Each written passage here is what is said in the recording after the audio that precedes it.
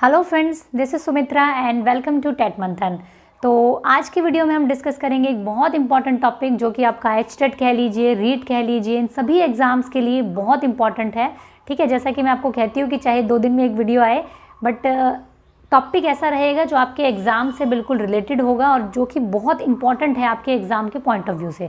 ठीक है, तो एक कोट से आज हम शुरुआत करेंगे। इसको आप अपने डेली लाइफ में इस शब्द को बहुत ज़्यादा सुनते भी होंगे और बहुत ज़्यादा इस्तेमाल भी करते हैं, और इसके बिना लाइफ में बहुत सारी चीज़ें जो चल भी नहीं सकती हैं। ठीक है, तो एक कोट अगर आपके सामने आप देख पा रहे हैं तो क्या है, life is all about adjustments between your feelings and reality. ठीक है, तो आज का टॉपिक हमारा क्या रहेगा आप लोग समझ ही गए होंगे। आज हम पढ़ेंगे एडजस्टमेंट को। ठीक है, जिसको हिंदी में हम क्या कहते हैं, समायोजन। ठीक है, समायोजन। तो ये कोट आपको क्या बताना चाह रहा है कि लाइफ जो है वो पूरी ऑल अबाउट किस चीज़ में गिरी हुई है, एडजस्टमेंट से। ठीक है, किससे चलती है, एडजस्टमेंट से चलती है, समायोजन से चलती है। ज़रूरी नहीं है हर बार परिस्थितियां जो हैं वो आपके बिल्कुल अनुकूल होंगी। जब प्रतिकूल परिस्थितियां आपके सामने होती हैं तब भी चीज़ों को आपको एडजस्ट करके अपनी नीड को फुलफिल करना होता है। ठीक है, तो इसीलिए इस कोट में जैसा कहा जा रहा है कि अपनी फीलिंग्स और अपनी रियलिटी के बीच में जो हम एक संतुलन बैठाते हैं ना, फीलिंग्स में तो हमारी कुछ भी हो सकता है, मुझे ये चाहिए, वो चाहिए, फलाना चाहिए, ढिमकाना चाहिए, है ना, लेकिन रियलिटी में क्या है, हमारे पास में चीज़ें कितनी अवेलेबल है और क्या एनवायरनमेंट है, उसी को हम क्या कहते हैं, एडजस्टमेंट कहते हैं। एक और कोट अगर हम देखें तो क्या रहेगा, change the changeable and accept the unchangeable. जो चेंज कर सकते हैं उसको चेंज कर दिया जाए और जो चेंज नहीं कर सकते उसको एक्सेप्ट कर लिया जाए। इसको भी एक तरीके का एडजस्टमेंट कहा जाता है। जैसे कि अब आप लोगों ने देखा होगा 2020 हमारा पूरा कोरोना में निकल गया, तो क्या सिर्फ एक इंसान के लिए कोरोना था? नहीं, सभी के लिए कोरोना आया था, सभी के ऊपर ये जो एक विपदा थी आई थी। ठीक है, तो यहाँ हमारे सामने क्या है, बहुत सारी ऐसी नीड है जो हमें पूरी करनी है। जैसे कि एजुकेशन के बारे में बात करें अगर हम, तो ये एक ऐसी नीड है जो सबकी पूरी होना ज़रूरी है। ठीक है, बच्चों की क्लासेस होना ज़रूरी है, उनकी पढ़ाई होना ज़रूरी है। तो इस जो ये आपके सामने एक परेशानी आई, इसको आप चेंज नहीं कर सकते, कोरोना को आप चेंज नहीं कर सकते। 2020 में आपको पूरा साल निकल गया, ये हमारे हाथ में नहीं है फिलहाल इसको चेंज करना, लेकिन क्या करेंगे, हम इसको एक्सेप्ट करेंगे और चीज़ों को एडजस्ट करेंगे। जैसा कि हमने क्या किया एडजस्टमेंट में, कि हमने ऑनलाइन पढ़ाना सीखा और आप लोगों ने ऑनलाइन पढ़ना सीखा। ऑफलाइन कोचिंग क्लासेस जाने की बजाय आपने ऑनलाइन स्टार्ट कर दिया। ठीक है, बच्चों ने स्कूल जाने की बजाय ऑनलाइन जो आपका क्लासेस लेना स्टार्ट कर दी, टीचर्स ने ऑनलाइन पढ़ाना सीखा। तो ये क्या है, ये आपकी एडजस्टमेंट है, आपकी नीड को, आपकी आवश्यकता को फुलफिल करने के लिए। ठीक है, अगर हम साइकोलॉजी की भाषा में इसको समझें तो समायोजन जो होता है वो आपका सम प्लस आयोजन 2 शब्दों से मिलकर बना है। ये आपने बहुत जगह पढ़ लिया होगा, सुन लिया होगा। ठीक है, मैं थोड़ा सा इसको बता के चलूंगी। सम मतलब होता है बहुत ही अच्छी तरीके से, भली प्रकार से। ठीक है, आयोजन का मतलब क्या हो गया, सम क्या हो गया, अच्छी तरह से। ठीक है, अच्छी तरह से, बहुत ही बढ़िया तरीके से। आयोजन का मतलब क्या हो गया, जैसे कि हम बोलते हैं ना, पार्टी का आयोजन करना, फंक्शन का आयोजन करना, यानी व्यवस्था करना। तो बहुत ही अच्छी तरीके से अगर आप व्यवस्थित हो पाते हैं, अपने एनवायरनमेंट में व्यवस्था कर पाते हैं, तो आप क्या कहेंगे, उसको समायोजन कहेंगे। ठीक है, तो इसमें आपका समायोजन की परिभाषा का मतलब क्या होता है, व्यक्ति की विभिन्न आवश्यकताओं तथा उन आवश्यकताओं की पूर्ति करने वाली परिस्थितियों में अगर सामंजस्य बैठा लिया जाए, संतुलन बैठा लिया जाए, यानी कि आपके सामने सबसे बड़ी चीज़ क्या रहती है, इसमें आपको सारी डेफिनेशंस, जितनी भी डेफिनेशन है उनमें एक चीज़ आपको ध्यान रखनी है कि आपके सामने एक नीड ज़रूर होगी, उसके बिना आपको एडजस्टमेंट की ज़रूरत ही नहीं पड़ेगी। ठीक है, ठीक है, तो नीड होगी आपके सामने और आपके सामने दूसरी चीज़ होगी एक परिस्थिति। ठीक है, यानी कि एक सिचुएशन, आपके आसपास का एनवायरनमेंट, आपके आसपास का वातावरण। ठीक है, उसमें रहते हुए, उस परिस्थिति में रहते हुए आप अपनी आवश्यकताओं को किस तरीके से पूरा करते हैं, किस तरीके से इन दोनों चीज़ में आप संतुलन बैठाते हैं, उसी को हम क्या कहते हैं, समायोजन कहते हैं। एक परिभाषा है आपकी जो क्या है, सेफर के अकॉर्डिंग समायोजन वो प्रक्रिया है जिसकी सहायता से कोई जीवित प्राणी आवश्यकताओं की पूर्ति करने वाली स्थितियों और आवश्यकताओं के मध्य संतुलन स्थापित करता है। बिल्कुल यही 2 शब्दों से मिलकर फिर ये परिभाषा बनी है। आपके सामने एक नीड है भाई, आप सभी कैंडिडेट्स के सामने नीड है कि आप खुद जो है इंडिपेंडेंट होना चाहते हैं, अपने पैरों पे खड़े होना चाहते हैं।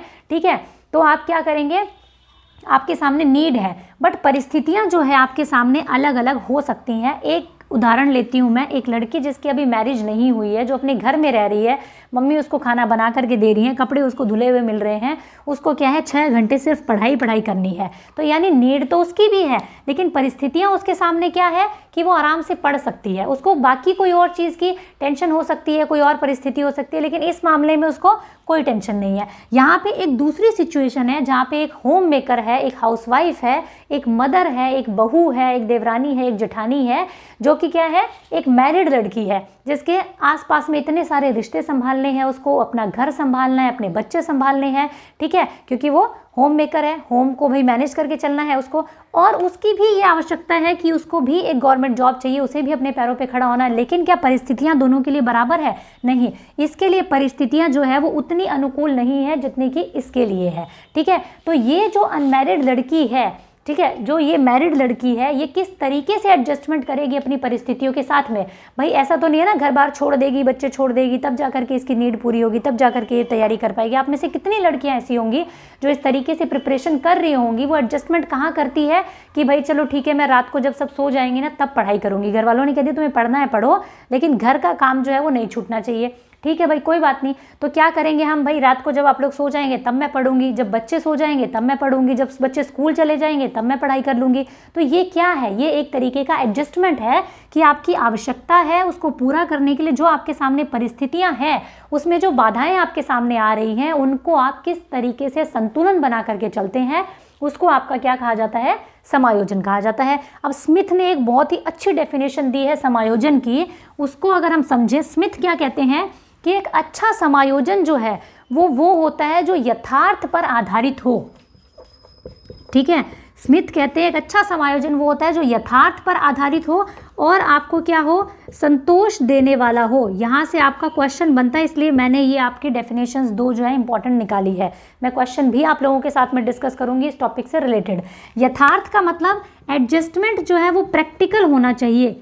ये नहीं है कि भाई गला घोट दिया आपने किसी का और एडजस्टमेंट कर लिया, अपनी इच्छाओं का सब कुछ आपने घोट दिया, तो वो एडजस्टमेंट नहीं कहलाएगा। मतलब प्रैक्टिकल होना चाहिए, ठीक है, और आपको सेटिस्फेक्शन देने वाला होना चाहिए, ठीक है, संतोष देने वाला भी होना चाहिए, ठीक है। अब आपने एक केस सुना होगा जो काफ़ी न्यूज़ में वायरल हो रखा है, एक वीडियो वायरल हो रखी है। गुजरात की एक लड़की आयशा ने क्या किया? खुदकुशी कर ली है। किस वजह से? कि उसके हस्बैंड जो है उसको दहेज के लिए परेशान किया करता था, मारता था, पीटता था, मेंटली टॉर्चर किया करता था, ठीक है। तो आप क्या कहेंगे कि अगर वो लड़की जो है उसको खुदकुशी नहीं करनी चाहिए थी, उसको एडजस्टमेंट करना चाहिए था अपने हस्बैंड के साथ में, चाहे वो जितना मर्जी मारे पीटे, ठीक है, जितना मर्जी परेशान करे, उसको उसके साथ में क्या है संतुलन बना करके चलना चाहिए था। तो क्या ये प्रैक्टिकल है? ठीक है, क्या ये एडजस्टमेंट प्रैक्टिकल है? नहीं, ये प्रैक्टिकल नहीं है, ये यथार्थ नहीं है। और दूसरी बात, ये एक संतोष देने वाला एडजस्टमेंट भी नहीं है, ठीक है। अगर एक लड़की, जिसकी मैं मैरिड लड़की की बात कर रही हूँ, आप में से बहुत सारी लड़कियां जैसे तैयारी करती हैं, तो अगर ये कह दिया जाए कि मुझे अपनी आवश्यकता की पूर्ति करने के लिए बच्चे छोड़ दिए, घर बार छोड़ दिए, सब कुछ छोड़ छाड़ करके मैं अपने पैरों पे खड़े होना चाहती हूँ, तो क्या ये प्रैक्टिकल है? नहीं है, ये प्रैक्टिकल भी नहीं है और ये आपको संतोष देने वाला भी नहीं होगा। बैक ऑफ द माइंड आपके कहीं ना कहीं बस ये चलता रहेगा कि मैंने अपनी सारी जिम्मेदारियां छोड़ दी, तब जाकर के मैं एक जॉब के लिए प्रिपरेशन कर पा रही हूँ। तो अच्छा समायोजन हमेशा उसे कहेंगे जो प्रैक्टिकल भी हो, यानी कि जो संभव हो और जो आपको संतोष देने वाला भी हो, जो आपको सेटिस्फेक्शन देने वाला भी होना चाहिए, ठीक है। 1 मिनट में चेक कर लेती हूँ ये वीडियो चल रही है कि नहीं चल रही है, क्योंकि ये 2 बार पहले ही ऐसे शप्पा क्रिएट कर चुकी है कि मैं आधे घंटे यहाँ पे खड़ी होकर बोल रही होती हूँ। हाँ, फिलहाल सब ठीक चल रहा है, ठीक है। तो ये क्या है, स्मिथ ने परिभाषा दी है अच्छे समायोजन की। इसके अलावा अगर हम बात करें, एक और परिभाषा है, सब में मैं आपको कीवर्ड्स निकालूंगी, कई बार आपको डेफिनेशन समझने में प्रॉब्लम होती है ना, सबकी एक जैसी है। बोरिंग ने क्या कहा है, समायोजन वो प्रक्रिया जिसके द्वारा व्यक्ति अपनी आवश्यकताओं, ठीक है, फिर से वर्ड आ गया आपके पास में, क्या? आवश्यकताओं, ठीक है, फिर से वर्ड क्या आ गया आपके सामने? आवश्यकताओं। व्यक्ति अपनी आवश्यकताओं और इन आवश्यकताओं की पूर्ति को प्रभावित करने वाली परिस्थितियों में, ठीक है, फिर से कीवर्ड आ गया आपके पास में, क्या? परिस्थितियां, ठीक है। यानी कि एक आवश्यकता होगी, एक परिस्थिति होगी आपके सामने, उनमें संतुलन बना करके चलना है आपको, ठीक है। संतुलन बनाए रखता है, उसी को हम क्या कहते हैं? समायोजन कहते हैं, जैसे कि मैंने आपको समझाया। गेट्स क्या कहते हैं? समायोजन एक निरंतर चलने वाली प्रक्रिया। भाई बच्चा जब पैदा होता है ना, तब से एडजस्टमेंट करने लगता है। कैसे करने लगता है? क्योंकि एक माँ के पेट में जब बच्चा रहता है उसका एनवायरनमेंट बिल्कुल अलग होता है, और जैसे ही वो पैदा होता है उसका एनवायरनमेंट बिल्कुल अलग होता है, वो उसी टाइम उस एनवायरनमेंट में एडजस्टमेंट करता है। ठीक है, जब बच्चा माँ की गोद में होता है और जब वो उतर करके नीचे चलना स्टार्ट करता है तब भी एडजस्टमेंट करता है। जब बच्चा एक जगह से दूसरी जगह पर हम उसको लेकर के चले जाते हैं, एक जलवायु से दूसरी जलवायु में उसको लेकर के चले जाते हैं, तब भी वो एडजस्टमेंट करता है शारीरिक रूप से। तो एडजस्टमेंट क्या है? एक निरंतर चलने वाली प्रक्रिया है, और जिसके द्वारा व्यक्ति स्वयं और वातावरण के बीच अधिक सामंजस्यपूर्ण संबंध बनाने के लिए अपने व्यवहार में परिवर्तन करता है। बिल्कुल ठीक बात है कि आप कहीं ना कहीं थोड़ा बहुत अपने बिहेवियर में चेंज करते हैं, अपनी वातावरण में अपने आप को संतुलन बनाने के लिए। जैसे कि कोरोना टाइम में आपने देखा कि एनवायरनमेंट हमारे आसपास का ऐसा है कि अगर आप मास्क नहीं लगाएंगे तो क्या होगा? आपको बीमारी होने के चांसेस है। तो आपने क्या किया? अपने बिहेवियर में चेंज किया, आपने सैनिटाइज करना स्टार्ट किया, हैंड्स को मास्क लगाना स्टार्ट किया। ठीक है, और घर से बाहर निकलना भी कुछ टाइम के लिए बंद कर दिया। तो क्या किया? अपने व्यवहार में आपने क्या किया? परिवर्तन किया थोड़ा सा, और एडजस्टमेंट किया उस सिचुएशन के साथ में। तो आवश्यकताएं और परिस्थितियों की दोनों के बीच में संतुलन ही आपका क्या होता है? एडजस्टमेंट होता है। अब एक क्वेश्चन होगा जो इन परिभाषाओं से निकला हुआ है, आया हुआ क्वेश्चन है आपका, 2 बार आया है ये।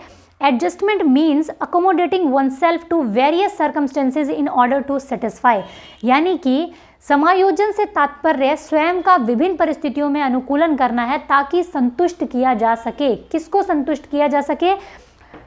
दूसरों को संतुष्ट करने के लिए एडजस्टमेंट करते हैं आप, या फिर प्रेरकों को संतुष्ट करने के लिए मोटिव्स को, या उद्देश्यों को यानी गोल्स को संतुष्ट करने के लिए, या फिर नीड्स को यानी कि आवश्यकताओं को संतुष्ट करने के लिए किया जाता है। ठीक है, तो एडजस्टमेंट क्या है आपका? एक ऐसी प्रक्रिया है, तात्पर्य है जो स्वयं का विभिन्न परिस्थितियों में अनुकूलन करता है ताकि आवश्यकताओं को संतुष्ट किया जा सके। इसीलिए मैंने आपको ये परिभाषाएं सारी की सारी बहुत अच्छे से करवाई है और इस वर्ड पे स्ट्रेस दिया है क्योंकि यहाँ से आपका क्वेश्चन बनता है। ये आया हुआ क्वेश्चन है आपका रीट में। ठीक है, एस्टेट में भी इससे बहुत क्वेश्चन आते हैं, पीजीटी लेवल पे तो बहुत ज़्यादा आता है। ठीक है, तो ये आपका हो गया समायोजन की परिभाषा। अब हम देखते हैं कि अगर समायोजन ना कर पाए इंसान, अगर अपने व्यवहार में परिवर्तन लाना ही ना चाहे, कहे भैया जो मर्जी हो जाए, मुझे तो सिर्फ जॉब से मतलब है, भाड़ में जाए घर, भाड़ में जाए बच्चे, भाड़ में जाए घर का काम, तो क्या उसको समायोजन कहेंगे? नहीं कहेंगे, उसको हम कहेंगे कुसमायोजन। ठीक है, उसको हम क्या कहेंगे? कुसमायोजन। जैसा कि आप बहुत सारी परिस्थितियों में देखते ही होंगे, जब भी कोई इस तरीके की घर में आप देखते हैं किसी तरीके का कोई भी अगर 2 पक्षों के बीच में बातें नहीं मैच कर पाती हैं, झगड़े होते हैं, कुछ इस तरीके की चीज़ें होती हैं, तो आप क्या कहेंगे? भाई एडजस्टमेंट नहीं हो पाया उनके बीच में। हस्बैंड वाइफ के बीच में भी अगर कुछ ऐसा हो जाता है, डाइवोर्स जैसा चीज़ या कुछ ऐसा, तो आप कहेंगे कि एडजस्टमेंट नहीं बैठा पाए। ठीक है, तो उसको हम क्या कहते हैं? कुसमायोजन कहते हैं कि भाई वो एडजस्टमेंट नहीं कर पाए। इसको हम इंग्लिश में कहते हैं माल एडजस्टमेंट।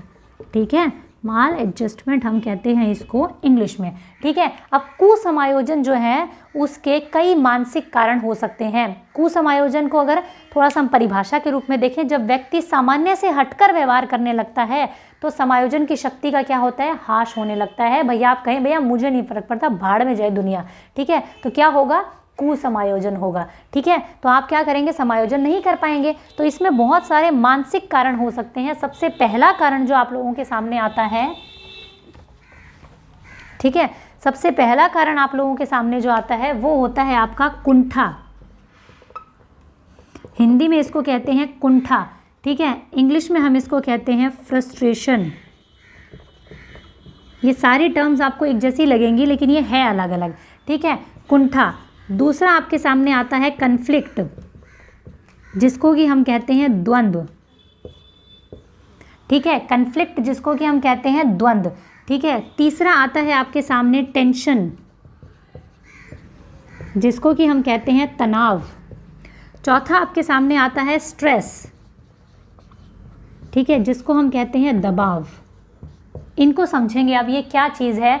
कुंठा क्या है, जिसको हम भग्नाशा भी कहते हैं हिंदी में। कन्फ्लिक्ट क्या है, टेंशन क्या है, स्ट्रेस क्या है, सब एक जैसे लगते हैं देखने में लेकिन सबका अलग अलग मीनिंग है।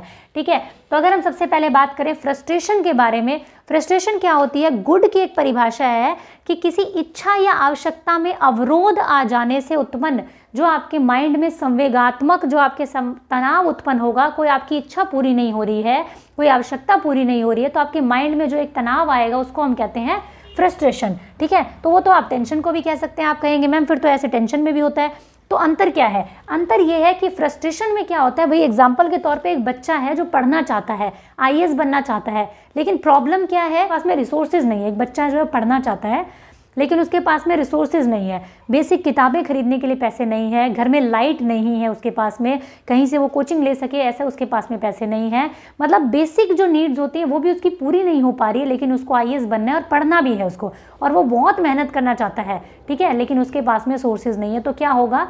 फ्रस्ट्रेशन होगा। यानी कि जो चीज़ आप पाना चाह रहे हैं, जिसके लिए आप मेहनत कर रहे हैं, फिर भी आपको ना मिल पाए तो क्या होती है? फ्रस्ट्रेशन होती है। आपने रीट के लिए बहुत अच्छी तैयारी करी, ठीक है, बहुत अच्छी आपने तैयारी की रीट की, और क्या हुआ कि 2 दिन पहले कोई ऐसी सिचुएशन आ गई, घर में किसी का डेथ हो गया या कुछ ऐसी सिचुएशन आ गई जिसकी वजह से क्या हुआ कि आप जो है रीट का एग्ज़ाम नहीं दे पाए, या फिर कोई मतलब और ख़राब सिचुएशन आपके सामने आ गई जिसकी वजह से आप फेल हो गए। तो क्या होगा? फ्रस्ट्रेशन होगा कि आपने कितनी मेहनत की, उसके बावजूद आपको सफलता नहीं मिली, तो उसको हम क्या कहते हैं? फ्रस्ट्रेशन कहते हैं। फ्रस्ट्रेशन के कई कारण हो सकते हैं। सामाजिक कारण क्या हो सकते हैं भाई? जाति की तरह, अगर जाति की भेदभाव की वजह से अगर एक बच्चा जो है वो अपने लक्ष्यों को नहीं प्राप्त कर पा रहा है, कि वो सिर्फ एक पर्टिकुलर जाति में पैदा हो गया इसलिए उसके कुछ राइट्स जो है उसको नहीं मिल पाएंगे, तो उससे क्या होगा? बच्चे में फ्रस्ट्रेशन आएगा। कुछ फिजिकल कारण हो सकते हैं कि एक बच्चा है अपने आसपास में लोगों को चलते हुए देख रहा है, फिरते हुए देख रहा है, ठीक है, और वो जो है चल नहीं पा रहा है, कुछ बेसिक जो नीड है उसकी वो खुद से पानी भी नहीं ले पा रहा है, पी नहीं पा रहा है, कुछ ऐसी फिजिकल डिसेबिलिटी है उसको, तो उसको क्या होगा? फ्रस्ट्रेशन होगा, क्योंकि वो क्या है, बाकी जो चीज़ें नॉर्मल तरीके से कर पा रहे हैं वो उसको नहीं कर पा रहा है, तो क्या होगा? फ्रस्ट्रेशन होगा। कन्फ्लिक्ट क्या होता है? द्वंद्व होता है। इसको थोड़ा सा अच्छे से समझना पड़ेगा, इससे क्वेश्चन आपका ज़्यादातर आता है, ठीक है। कन्फ्लिक्ट क्या होता है इसको हम यहाँ समझ लेते हैं। कन्फ्लिक्ट होता है आपका द्वंद्व, ठीक है। द्वंद्व में आपके 3 तरीके के होते हैं, ठीक है। फर्स्ट होता है आपका अप्रोच, ठीक है, अप्रोच, इसको हम कहते हैं उपागम हिंदी में, ठीक है। उपागम कन्फ्लिक्ट। इसमें क्या होता है कि दोनों ही सिचुएशन आपके सामने पॉजिटिव होती हैं, ठीक है भाई, दोनों हाथों में लड्डू है और आपको क्या करना है? एक को चूज करना है, ठीक है। इसके लिए एक बहुत एक पुरानी कहावत भी है कि एक गधा जो है ना वो 2 घास के ढेर के बीच में खड़ा था और फिर भी भूखा मर गया, क्योंकि वो डिसाइड नहीं कर पाया कि ये वाला खाऊं या ये वाला खाऊं। बड़े बुजुर्ग ये कहावत बोलते हैं कई बार जब इस तरीके का कॉन्फ्लिक्ट आता है कि एक गधा 2 घास के ढेर के बीच में खड़ा हुआ भी भूखा मर गया, क्योंकि वो डिसाइड नहीं कर पाया कि ये वाला खाऊं या ये वाला खाऊं, ठीक है। और आपके अगर मैं डेली लाइफ की बात करूं, अप्रोच कन्फ्लिक्ट क्या होता है? 2 ड्रेसेस लेके खड़ी है एक लड़की, ठीक है, उसकी मदर सामने खड़ी है या फिर हस्बैंड सामने खड़े हैं, उसका सर खाए जा रही है कि कौन सा लूँ, मुझे दोनों पसंद है। अब हस्बैंड कह रहे हैं दोनों ही अच्छे लगेंगे तुम्हारे ऊपर, तुम दोनों ले लो। नहीं मुझे एक ही लेना है, पर मुझे दोनों पसंद है, बताओ कौन सा लूँ। अब क्या है यहाँ पे? कन्फ्लिक्ट है, दोनों ही ड्रेसेस पसंद है लेकिन एक लेनी है, ठीक है। तो क्या होगा? कन्फ्लिक्ट होगा। आपका जो सिलेक्शन है वो केवीएस में भी हो गया, D++ में भी हो गया, D++B में भी हो गया, ठीक है। आपको दोनों में से एक को चूज करना है, क्या होगा? कन्फ्लिक्ट होगा। कैसा कन्फ्लिक्ट होगा? अप्रोच कन्फ्लिक्ट होगा, यानी दोनों ही चीज़ें पॉजिटिव और आपको एक को चूज करना है, ठीक है। सेकंड होता है आपके सामने अप्रोच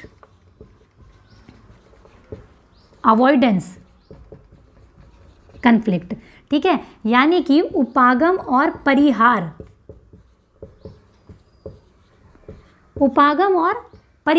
इसमें क्या होता है? एक सिचुएशन आपके सामने पॉजिटिव होती है और दूसरी सिचुएशन आपके सामने नेगेटिव होती है। इसमें से एक क्वेश्चन आपका आता है, प्रीवियस ईयर में आया हुआ है रीट में, कि एक बच्चा है उसने चीटिंग की है, ठीक है, और वो क्या है अपनी टीचर को बताना चाहता है कि मैंने चीटिंग की है। तो ये बताना चाहता है, ये तो अच्छी बात है, ठीक है, यानी कि पॉजिटिव साइड हो गई। लेकिन उसको ये डर है कि टीचर जो है वो उसको पनिशमेंट देगी, इसलिए वो बता नहीं रहा है। तो ये क्या हो गया? नेगेटिव साइड हो गया। यानी कि अप्रोच और अवॉइडेंस में क्या होगा? एक साइड आपके सामने पॉजिटिव होगी और एक साइड आपके सामने नेगेटिव होगी, ठीक है। तो आपको समझ नहीं आएगा कि ये वाली चूज करूं या ये वाली चूज करूं, ठीक है। तो क्या होगा? ये आपकी होती है अप्रोच और अवॉइडेंस की सिचुएशन आपकी, ठीक है। तीसरी आपके सामने होती है अवॉइडेंस